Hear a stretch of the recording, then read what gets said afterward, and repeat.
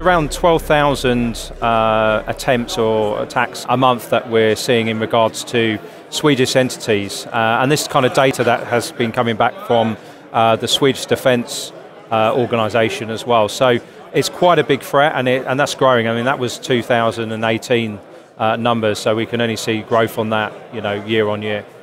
Okay. And what should Swedish organizations and companies do about that, you think? So there's a number of things that can be done. So firstly, like any threat, you need to understand what it is, what's the landscape for your organization in regards to the threat profile. So we, as Cisco, do provide tools and capabilities so customers can access that threat for them, and then they can work out how they actually address that as well. So if there's, for instance, breaches identified, they know how to act on those and how to actually recover from those types of situations. So the first thing is knowing, what that looks like for you as an organisation. Okay. And how do they do that? So, I mean, there's some simple things that can be done. So I talked a bit around with customers today. So we do have tools and capabilities from a software as a service model where we can help assess existing infrastructures, look at the policies, look at the setup of those environments, and look at the kind of potential risks based on how they're set up. So Cisco as a business has come from a networking background. So for instance, we can use those tools to look at the network and do those assessments. We can use those tools to look at endpoint. We can look at the workloads going into the cloud. So we can touch all those different areas and help customers understand that risk profile.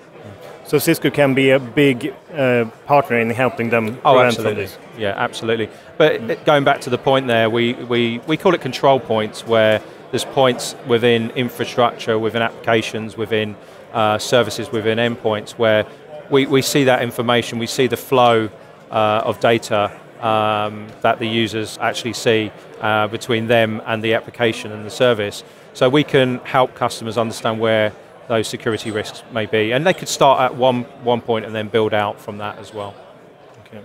And how do you think the security landscape is going to change the upcoming years, and what will Cisco's role be in that security landscape?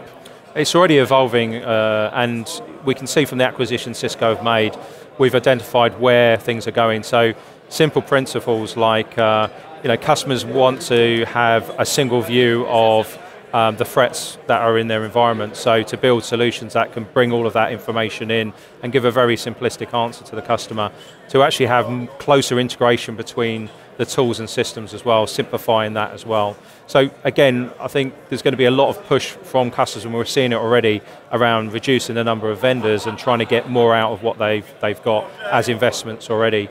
The other kind of trigger is more to the cloud.